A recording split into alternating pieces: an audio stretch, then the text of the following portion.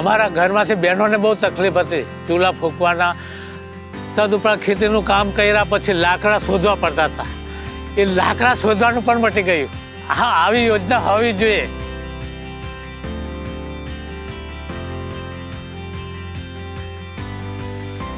Biogas આવ્યો, એનાથી અમને રાહત મળે છે. 5 જણનું જમવાનું પણ સારી રીતે બની જાય છે.